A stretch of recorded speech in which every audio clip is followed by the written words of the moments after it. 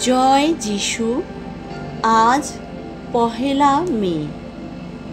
প্রতিদিনের চিন্তা ও প্রার্থনা। দিনের প্রধান চিন্তা। হৃদয়কে উন্মুক্ত, নির্মল ও নিরহংকার করো, তবেই ভগবান ভিতরে প্রবেশ করবেন। তুমি যবে জানাইলে মোরে, আসিবে আমার গৃহে। করিলাম বিমল তাহারে, সাজাইলাম বনের কুসুমে। শূন্য ছিল গৃহ মোর, আহা আজ সেজে পূর্ণ একেবারে।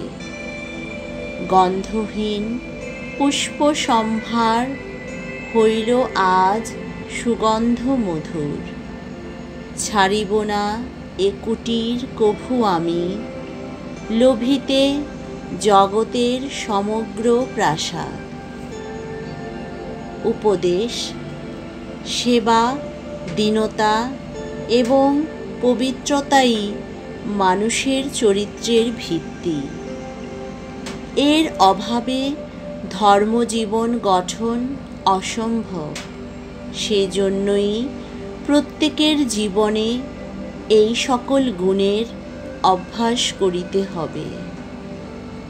একান্ত আন্তরিকতার সঙ্গে তবেই ভগবান হৃদয়ে প্রকাশিত হবেন। যখন আমরা জানি সেই মহান সত্তাকে, যিনি আমাদের পিতা মাতা, একান্ত আপনজন, তখনই আমাদের সকল দম্ভ, ভীতি, অস্থিরতা দূর হয়ে যায় এবং আমরা শান্তি লাভ করি। হৃদয় যখন একেবারে কলুষবিহীন হয়, তখনই আমরা নিজেদের ভিতর তার আবির্ভাব অনুভব করি। কিন্তু এ আনন্দ আমরা স্বার্থপরের মতো ভোগ করতে পারি না।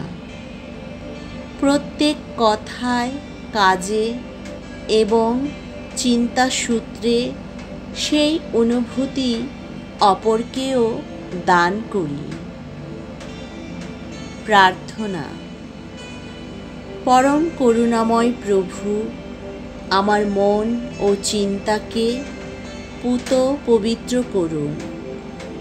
তারই পূর্ণ প্রেম ও শক্তি যেন আমার সমগ্র সত্তাকে পরিপূর্ণ করে। আমার একমাত্র যে কামনা ও প্রার্থনা, তিনি যেন তা পূর্ণ করেন।